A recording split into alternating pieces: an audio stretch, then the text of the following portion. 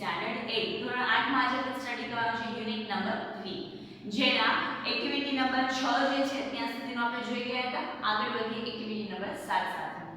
તમારી ટેક્સ્ટ બુકમાં page number જે છે એમાં આપેલું છે પેજ નંબર 34 ઉપર. તો જોઈએ ત્યાં આગળ read the paragraph and answer the following question. એક પેરેગ્રાફ આપ્યો છે અને એ પેરેગ્રાફને પહેલા આપણે સમજી લઈએ, ત્યારબાદ એના ઉપરથી જે ક્વેશ્ચન આન્સર કીધા છે એ આપણે લખશું. શું છે તો કે એક્ટિવિટી નંબર 7 ના પહેલા પેરેગ્રાફમાં આપેલું છે the elephant is the largest mammal on the earth. આ હાથી જે છે એ પૃથ્વી પરનું સૌથી મોટું એવું સસ્તન પ્રાણી છે.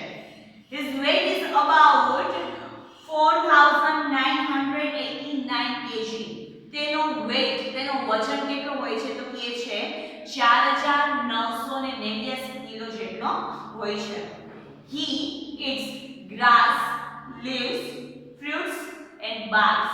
તે શું ખાય છે તો કે છે લીલું એવું ઘાસ, પાંદડાઓ, ફ્રૂટ એટલે કે ફળો અને બીજા બધા જે અન્ય જે શાકભાજી કે એવું જે કંઈ છે તે ખાય છે. he spends 16 hours a day for eating. તે દિવસમાં 16 કલાક જેટલો જે ભાગ છે 16 કલાક જે છે એ જમવા માટે એ ખાવા માટે કાઢે છે. he eats 224 kg. તે દરરોજનું કેટલું જમે છે 224 કિલો જેટલું. of food per day. per day means કે દર દિવસે એક દિવસનું 224 જેટલું 224 કિલોગ્રામ જેટલું ખાય છે. the adult male is called a bull.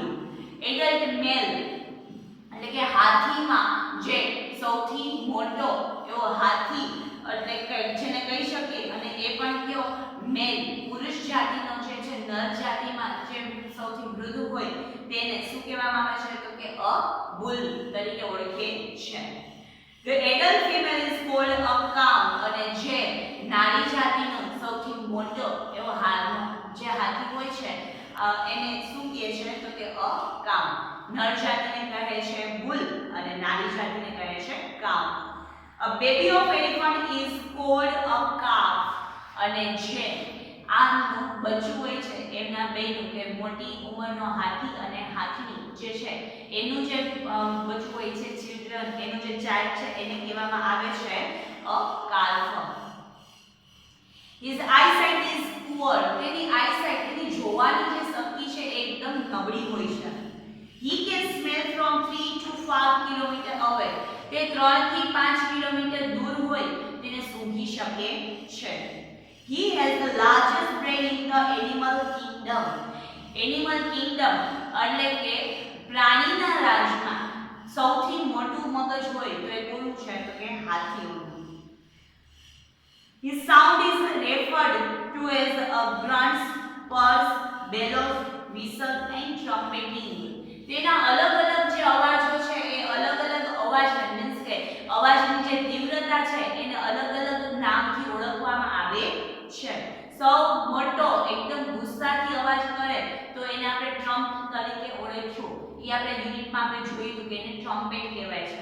પણ બીજા પણ એના અવાજના નામ છે એને શું કહે છે તો કે આગળ નામ આપેલા છે આપણને તો કયું બે નામ છે grunts, purrs, bellows, whistle and trumpeting. his lifespan is up to 17 years. તેના જે લાઈફસ્પાન એટલે કે એનું જીવન છે એ કેટલા વર્ષ હોય છે તો 70 વર્ષનું. elephant's trainer is called mahavat. એલિફન્ટના ટ્રેનર એલિફન્ટને જે પાળે છે એની જે કાળજી લે છે એની કેર કરે છે એને શું કહેવામાં આવે છે જે ચલાવે છે એને કહે છે mahout. elephant can hear by feeling the vibration in the ground with their feet.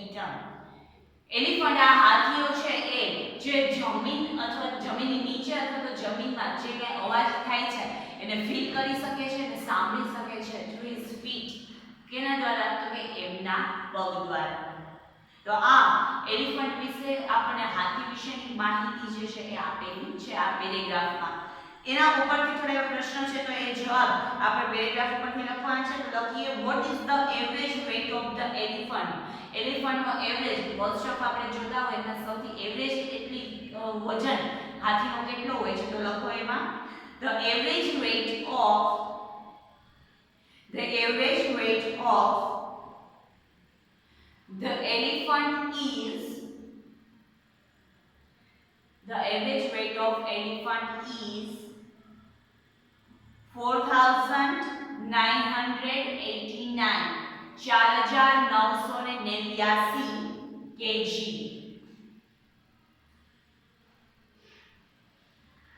Number 2, how many hours does an elephant spend for eating?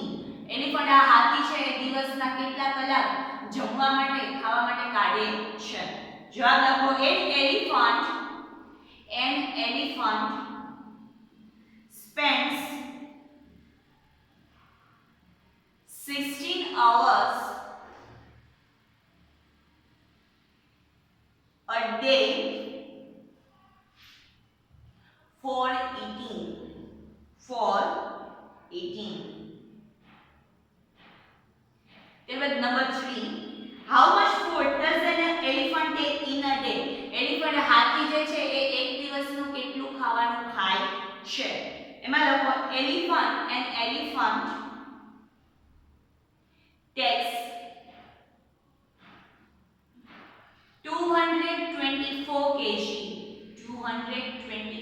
kg of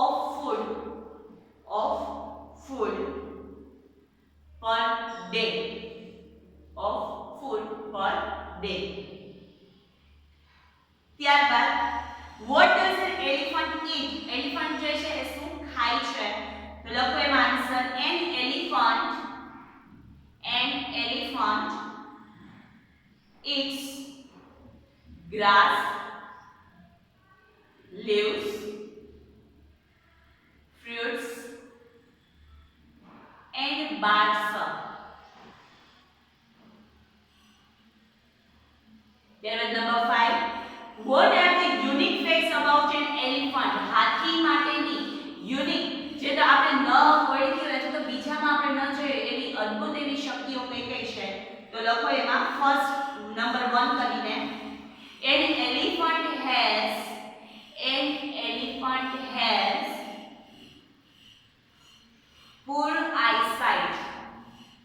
poor eyesight. Number 2 કરીને he can smell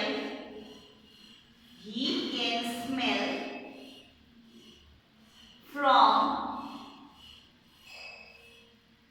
3 to 5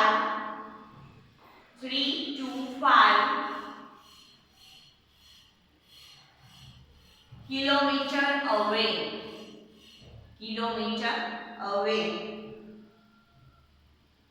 Number 3, he has the largest brain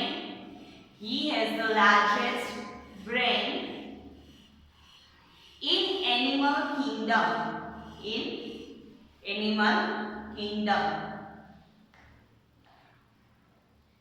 ત્યારબાદ આગળ number 6, how many years can an elephant live? હાથી જે છે કેટલા વર્ષ જીવી શકે છે? આન્સર લખો an elephant can live up to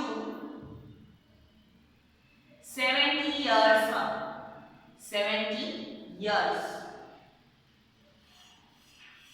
Number 7, which words describe elephant sounds?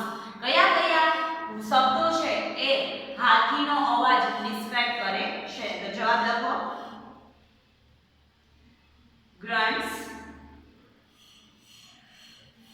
purrs, bellows, whistles and trumpeting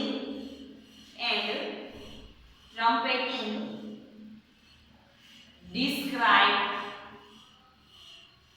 an elephant's sounds. Number 8, who trains the elephant? Elephant ને કોણ ટ્રેન કરે છે? લખો એમાં અ મહાવત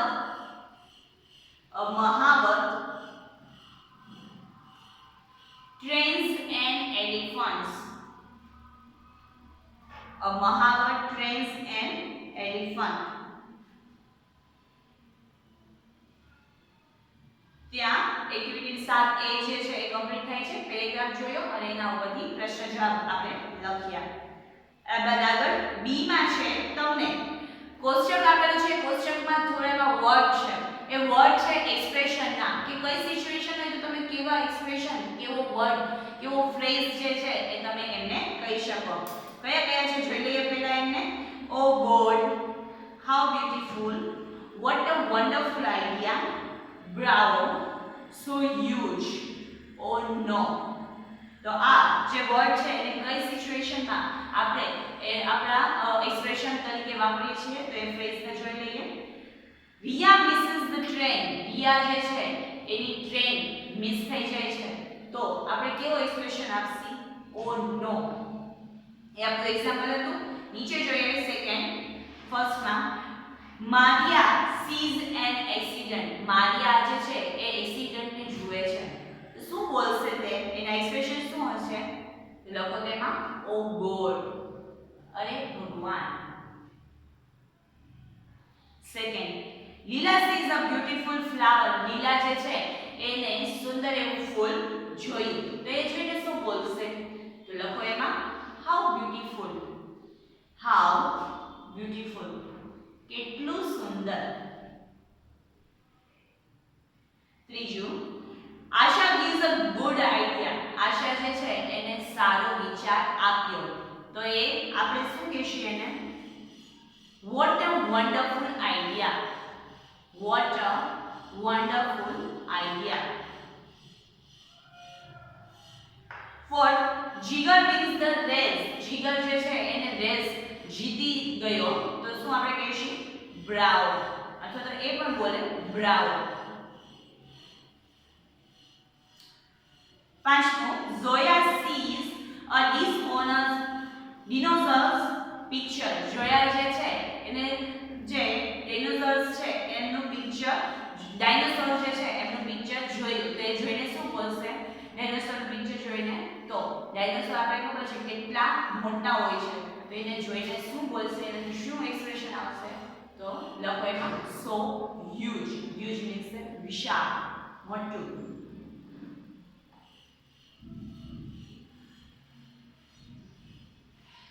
ત્યારબાદ એક્ટિવિટી નંબર 8 જે કોષ્ટકમાં આપણને વર્ડ આપેલા છે એનો યુઝ કરીને આપણે હાઉ મેની ને હાઉ જે છે એનાથી પ્રશ્ન બનાવવાના છે. ફર્સ્ટ છે એમાં હાઉ મેની ખાલી જગ્યા આર ધેર ઇન અ ખાલી જગ્યા. બંનેમાં ખાલી જગ્યા છે તો આપણે શરૂઆત કરશી. સેકન્ડ આપણે ડેઝ અને વીક નું છે તો ઉપર આપણે શરૂઆત કરશી મંથ થી. તો લખો એમાં હાઉ મેની ફર્સ્ટ ખાલી જગ્યામાં મંથ્સ અને સામે આર ધેર ઇન અ પછી ખાલી જગ્યા છે એમાં યર.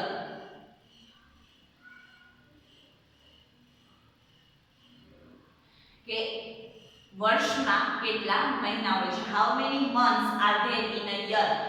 એક વર્ષમાં કેટલા મહિના હોય છે? એવો પ્રશ્ન બન્યો આપણો. સેકન્ડ એક્ઝામ્પલ તરીકે છે હાઉ મેની ખાલી જગ્યા આર ધેર ઇન અ ખાલી જગ્યા. આગળ આપ્યું છે ડેઝ, પાછળ આપ્યું છે વીક એટલે કે એક વીકમાં કેટલા દિવસો હોય છે તે પૂછ્યું તો એ એક્ઝામ્પલનો અર્થ એ થાય છે. નંબર 3 આપણે જ બનાવવાનું છે હાઉ મેની પછી શબ્દનો ઉપયોગ આપણે કોષ્ટકમાંથી કરવાનો છે તો લખો એમાં હાઉ મેની પછી લખો hours R there in a day. In a day પાછળ ક્વેશ્ચન માર્ક છે તો કે એક દિવસમાં કેટલી કલાકો હોય છે. નંબર 4 હાઉ મેની પછી લખો weeks are there in a year. In a year.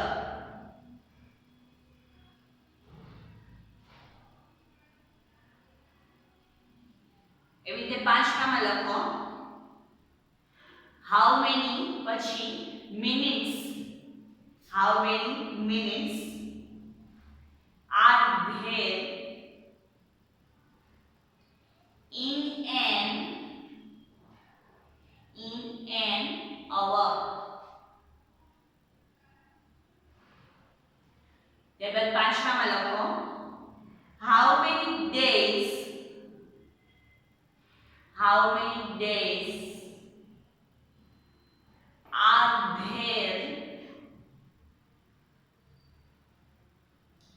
in a year.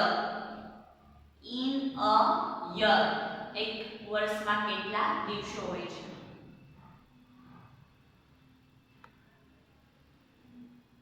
ત્યારબાદ લાસ્ટ લખો how many seconds in a minute. એક મિનિટમાં કેટલી સેકન્ડ હોય છે? એવી જ રીતે આગળ આપણે એક્ટિવિટી આપેલી છે, એમાં એક ચિત્ર છે. એ ચિત્રમાં ત્રણ અલગ અલગ આપણને આઈસ્ક્રીમ કપ છે, એમના ઉપરથી હાઉ મેની ને હાઉ મચ વાળા જે પ્રશ્ન આપણે પૂછે છે એનો જવાબ આપણે ચિત્ર ઉપરથી આપવાનો છે. તો હાઉ મેની ને હાઉ મચ જે આપણે પ્રશ્ન જોઈએ છીએ એકવાર આપણે ગ્રામેટિકલ તરીકે એ ટોપિક જોઈએ જ ગયા છે, છતાં પણ એકવાર રિવાઇઝ કરી લઈએ કે હાઉ મેની ક્યારે અને હાઉ મચ ક્યારે. હાઉ મેની એટલે કે જે વસ્તુને ગાણિતિક રીતે જે આપણે નોર્મલી ગણી શકીએ એ જે વસ્તુ છે એ બધાનો સમાવેશ, એને જ્યારે તમારે પ્રશ્ન તરીકે પૂછવાય કે એની સંખ્યા, ત્યારે સંખ્યાને પૂછવી હોય એ વસ્તુની તો આપણે કેનાથી પ્રશ્ન પૂછીએ છીએ? હાઉ મેની થી. મીન્સ કે ગણી શકાય એવી વસ્તુને પ્રશ્ન પૂછવા માટે, એની સંખ્યા પૂછવા માટે પ્રશ્ન હાઉ મેની થી કરવો પડે છે. ત્યારબાદ જે વસ્તુને તમારે ગાણિતિક રીતે ગણી નથી શકાતી, પરંતુ એના અમુક માપ છે, એનું માપન કરીને જેને વસ્તુને આપણે જોઈ શકીએ અથવા તો આપણને ખબર પડે કે આ વસ્તુ આટલી છે, તો મીન્સ કે એને જથ્થામાં કે વજનમાં જે વસ્તુને માપવામાં આવે છે, જેને ગણી નથી શકાતી પણ એનું માપન છે, એ માપન કોઈ વજનમાં દળમાં કરવામાં આવતું હોય એવી વસ્તુનો જ્યારે પ્રશ્ન પૂછવાનો થાય ત્યારે એને તમારે હાઉ મચ પ્રશ્ન પૂછવા પડે છે. તો હાઉ મેની અને હાઉ મચ માં ફેર આ છે કે જેને કાઉન્ટિંગ કરી શકાય છે ગાણિતિક રીતે. એ કાઉન્ટિંગ જે બધા નાઉન છે એના પ્રશ્ન, એની સંખ્યા તમારે પૂછવી હોય તો તમારે પ્રશ્ન કરવો પડશે હાઉ મેની થી. અને જેને તમે કાઉન્ટિંગ નથી કરી શકતા એવી વસ્તુને સંખ્યા જાણવા માટે, એનું વજન કે દળ જાણવા માટે તમારે જવાબ મેળવવો હોય તો પ્રશ્ન કેનાથી કરવો પડશે? હાઉ મચ થી. તો હાઉ મેની અને હાઉ મચ જે છે એનો કન્સેપ્ટ ક્લિયર રાખજો કે જે કાઉન્ટેબલ, મોસ્ટલી કાઉન્ટેબલ નાઉન છે બધા કેમાં આવશે? એના પ્રશ્ન કેનાથી પૂછાશે? હાઉ મેની થી. અને અનકાઉન્ટેબલ જેને ગણી નથી શકાતું એવા બધા નાઉનના પ્રશ્ન સંખ્યા રીતે પૂછવાના થાય, મીન્સ કે એના દળ કે વજન લઈને પૂછવાનું થશે હાઉ મચ થી. How many cups of ice cream are there in the picture? આઈસ્ક્રીમના કેટલા કપ તમને ચિત્રમાં દેખાય છે? કપ જે છે એને તમે કાઉન્ટ કરી શકો છો, તો એને પ્રશ્ન પૂછો હાઉ મેની થી. તો કેટલા કપ દેખાય છે જોઈએ છીએ તો 3 કપ છે, તો લખો એનો જવાબ there are 3 cups in the picture.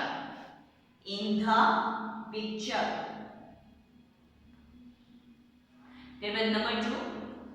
How much ice cream is there in the second cup? Second, બીજા નંબરનો જે કપ છે એમાં કેટલો આઈસ્ક્રીમ છે? તો આપણે એમાં દર્શાવ્યું છે ચિત્રમાં જ 200 મિલી, 200 મિલી. તો જવાબ લખો there is 200 milli ice cream in the cup.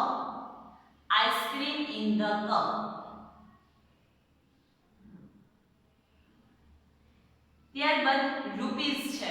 હવે રૂપીસ માટે પણ એને હાઉ મચ ની પ્રશ્ન પૂછાય, આપણને એમ થાય કે રૂપીસ તો કાઉન્ટ થઈ શકે, પણ જેને જોતાની સાથે સીધું કાઉન્ટિંગ ન થાય, જેને અનબેલેન્સ હોય, કારણ કે રૂપીસ પડ્યા હોય તો એ રૂપીસને તમે જોતાની સાથે જ તમે ન કહી શકો કે આટલા રૂપીસ જે છે મીન્સ એક કરતા વધારે રૂપીસ સાથે પડ્યા છે, તો એને કાઉન્ટિંગ કર્યા વગર તમને ખબર પડે કાઉન્ટિંગ છે પ્રોપરલી ન થાય એટલા માટે એને હાઉ મચ થી પ્રશ્ન પૂછવામાં આવે છે. How much money will you pay for third cup? તમે ત્રીજા કપ માટે તમારે કેટલા પૈસા ચૂકવવાના રહેશે? તો નીચે આપણે બતાવ્યું છે 15 મિલી છે એ આઈસ્ક્રીમ એમાં છે 50 મિલી જેટલો અને એના રૂપીસ આપેલા છે 10. જવાબ લખો I will pay 10 rupees for third cup.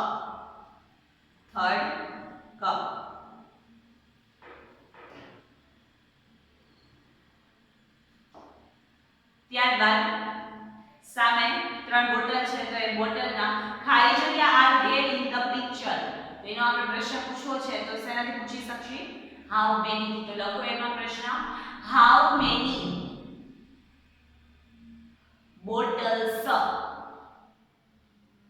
ખાલી જગ્યામાં how many bottles.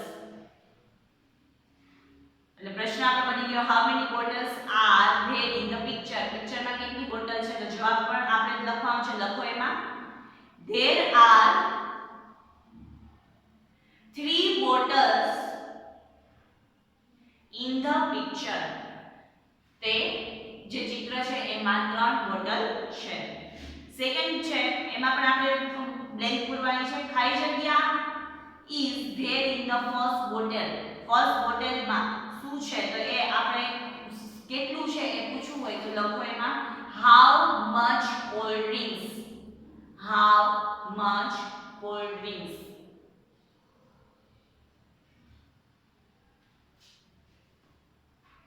In there in the first bottle. પહેલી બોટલમાં કેટલું કોલ્ડ ડ્રિંક છે? જવાબ લખો there is 200 milli cold drink in there in the first bottle.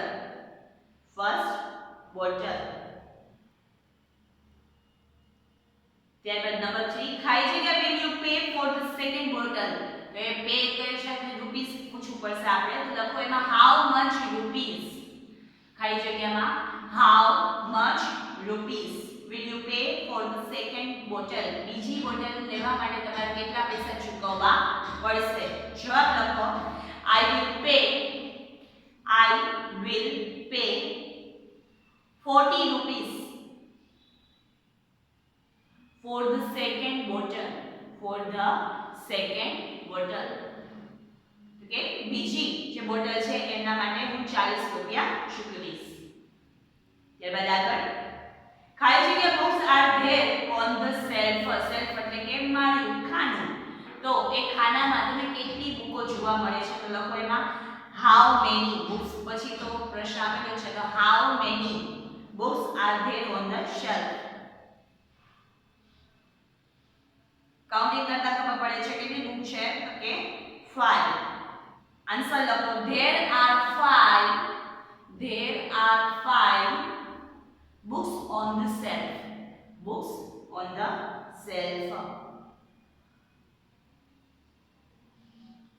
Number 2 ખાલી જગ્યા do they cost એટલે કે એની કિંમત કેટલી છે? તો એ કિંમત આપણે પૂછી શકાય how much માં. લખો એમાં how much. એની કોસ્ટ એની કિંમત કેટલી હશે? તો એમાં જવાબ લખો they cost a lot. એની કિંમત ખૂબ જ હશે કારણ કે મેન્શન નથી કર્યું. તો મેન્શન નથી એટલે 5 બુક છે તો એના પૈસા 5 બુક છે અને એ પણ કેવી છે તો કે જાડી એવી છે મીન્સ કે મોટી એવી બુક છે તો એના પૈસા પણ કેવા હશે? વધુ હશે. ત્યારબાદ લાસ્ટ ખાલી જગ્યા apples are there in the basket. બાસ્કેટમાં કેટલા સફરજન છે? કાઉન્ટિંગ કરવું થાય તો એને પ્રશ્ન ક્યાંથી પૂછવાનો છે? how many થી. how many apples are there in the basket. Counting કર્યું તો આન્સર આવે છે 10. તો જવાબ લખો there are 10 apples. There are 10 apples in the basket.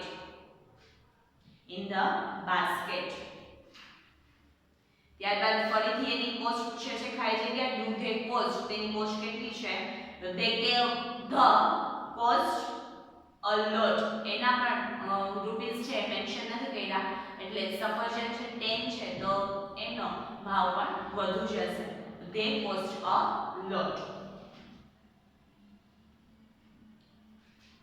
ત્યારબાદ આગળ એક્ટિવિટી નંબર 9 છે તેમાં પણ સેન્ટેન્સ આપ્યું છે. સેન્ટેન્સ ઉપરથી તેના એક્સપ્રેશન ફ્રેઝ આપણે કેવા વાપરશું એ આપણે લખવાનું છે.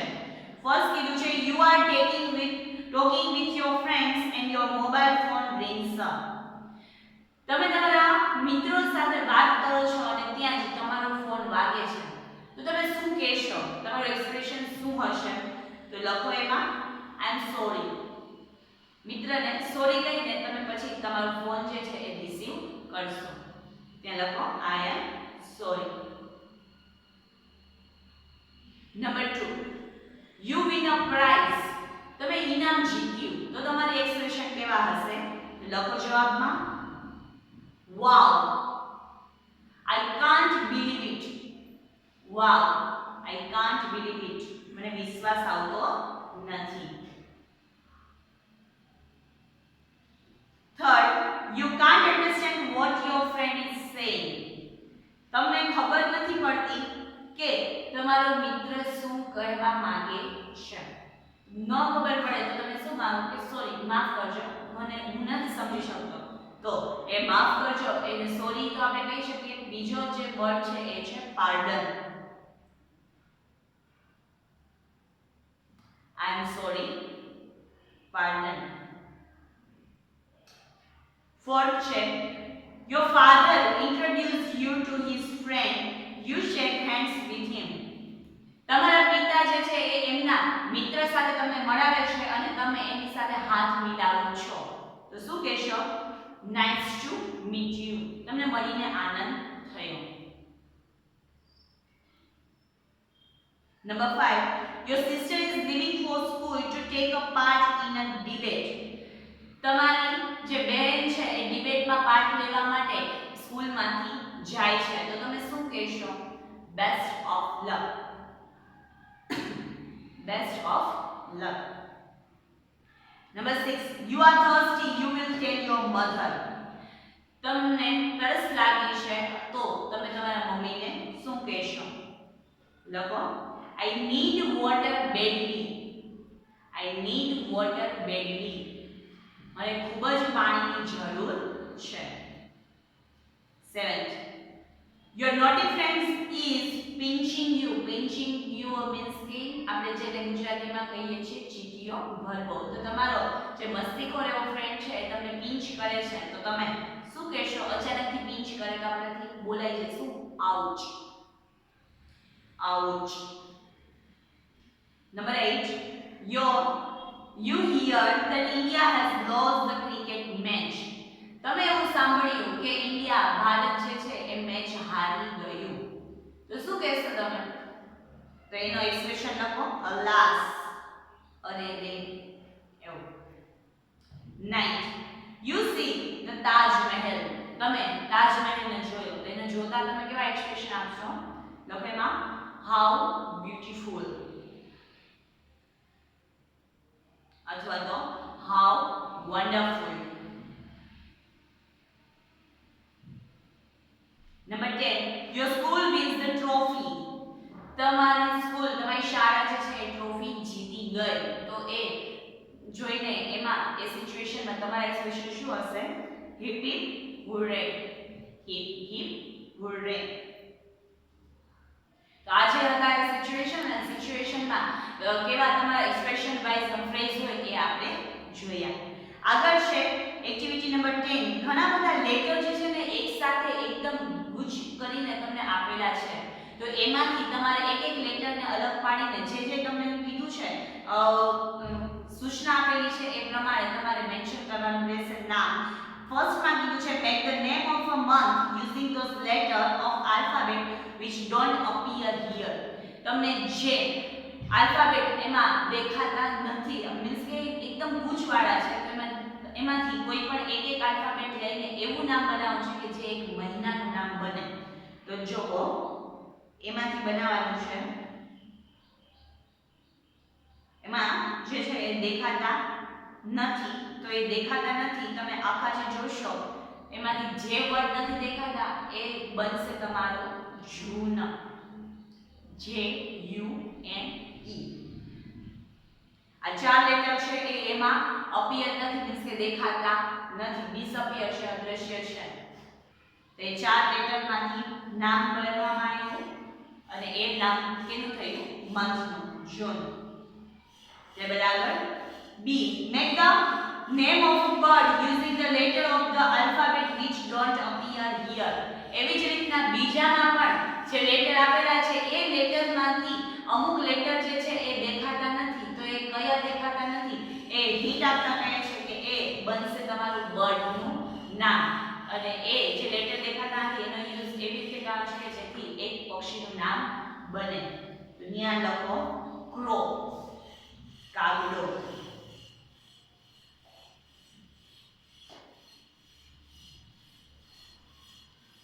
Table C છે learn to make word bonds.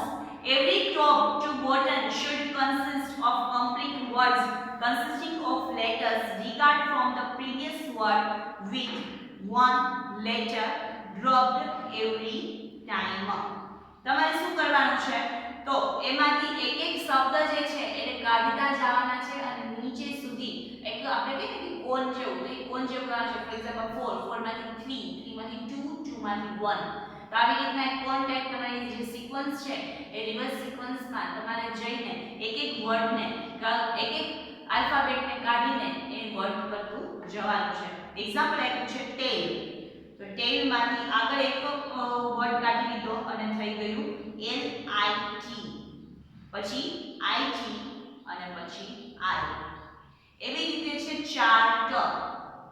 તો ચાર્ટમાંથી વચ્ચે જે અક્ષર એ છે એ એને કાઢો તો થઈ જશે C H R T, C H R T. એવી રીતે બીજો વર્ડ બનાવવો હોય તો એમાં આપણે કાઢી સી આર ને અને સી ને, તો થશે હેટ, એચ એ ટી. પછી થશે એક વર્ડ બે જ અક્ષર વાપરવાના છે એ ટી અને ત્યારબાદ એ.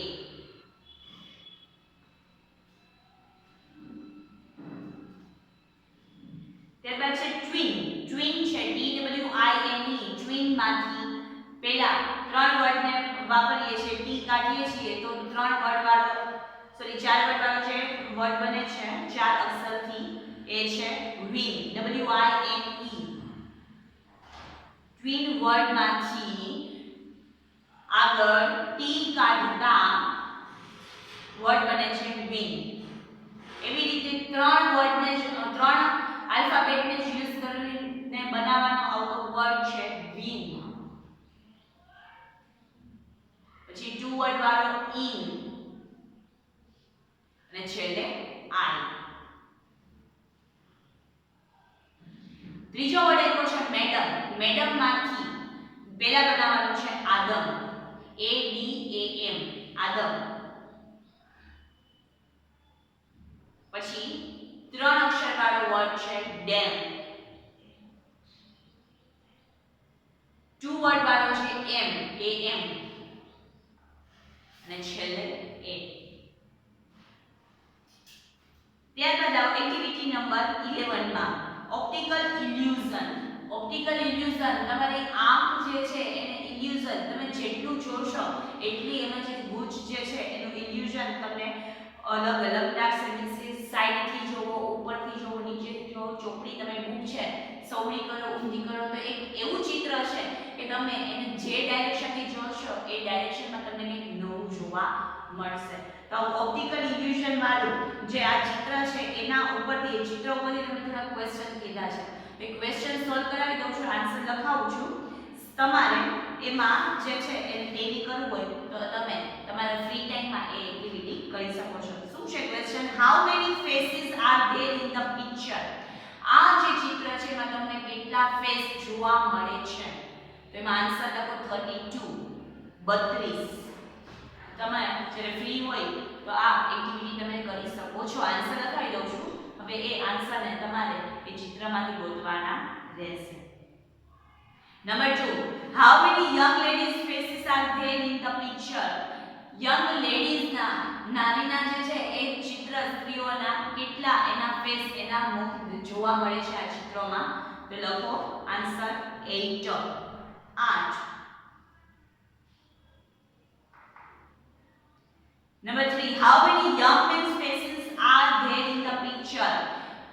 જે યંગ પુરુષ છે એના કેટલા ચિત્રો તમને એના કેટલા ફેસ જે છે એ આ ચિત્રમાં જોવા મળે છે? તો એમાં જવાબ લખો 12. 12. ત્યારબાદ number 4, how many old men's faces are there in the picture? વૃદ્ધ એવા પુરુષના કેટલા ફેસ છે એ તમને આ ચિત્રમાં જોવા મળે છે? તો જવાબ લખો 4. 4. અને last 5, how many strange faces are there in the picture? અને કઈ ખબર ન પડે એવા સ્ટ્રેન્જ અજાણ્યા એવા કેટલા ફેસ કેટલા મુખ જે છે એ તમને એમાં જોવા મળે છે? તો એનો આન્સર લખો 8. 8.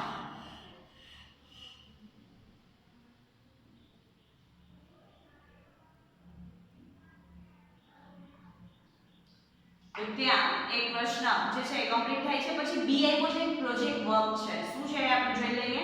Prepare a feather book. Feather book, feather means કે પાંખ. તો એ પાંખ જે છે એ પાંખની એક બુક તમારે બનાવવાની છે.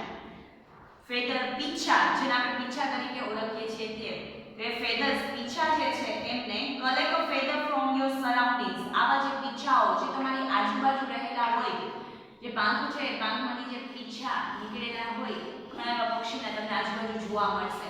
તો આવા ફેધર જે સરાઉન્ડિંગ આસપાસ તમને જોવા મળે છે એ ફેધર્સ પીછાને તમારે કલેક્ટ કરવાના છે. Stick them into your book, એટલે તમારે આમાં સ્ટિક કરવાના છે. Write sentence about the bird, અને પછી તમારે એના ઉપરથી એક બર્ડ, કયા બર્ડનું એ ફેધર, કયા બર્ડનું એ પીછું છે એ મેન્શન કરીને એ બર્ડ વિશે 4-5 વાક્ય લખવાના છે. You can draw different feather હિયર્સ, અને એવા તમે ઘણા બધા એવા ફેધર જે છે એમાંથી તમને દોરતા આવડે તો એ તમારે આ બોક્સમાં દોરવાના છે. તમારી બુક જે છે બુકમાં શું કરવાનું છે? તો કે આવા ફેધરને કલેક્ટ કરી એને ચોંટાડી અને જે પક્ષીનું છે, જે બર્ડનું છે એનું નામ લખી એના માટેના 4-5 સેન્ટેન્સ લખવાના છે. અને આ જે નીચે બોક્સ આપેલું છે એમાં તમે ડ્રો કરો તો ચાલશે. તો અહીં આપણું યુનિટ નંબર 3 જે છે એ આ એક્ટિવિટી સાથે કમ્પ્લીટ થાય છે. અહીં સુધીમાં મેં જેટલું નોટ ડાઉન કર્યું એ નોટ ડાઉન કરીને તમારી ટેક્સ્ટ બુકના જે ફોટોસ છે એ મને સેન્ડ કરી દેજો. કોઈ ક્વેરી હોય, ન સમજણ હોય તો પૂછી લેજો, જેથી કરીને સોલ્વ થઈ જાય. એક્ટિવિટી નંબર જે 11 છે એ 11A અને B ત્યાં આપણું યુનિટ 3 જે છે એ ઓવર થાય છે. નેક્સ્ટ ટાઈમ આપણે જોવાનું છે યુનિટ નંબર 4. યુનિટ નંબર 4 સાથે આપણે ન્યૂ વિડિયોમાં મળીએ. Bye bye. Thank you.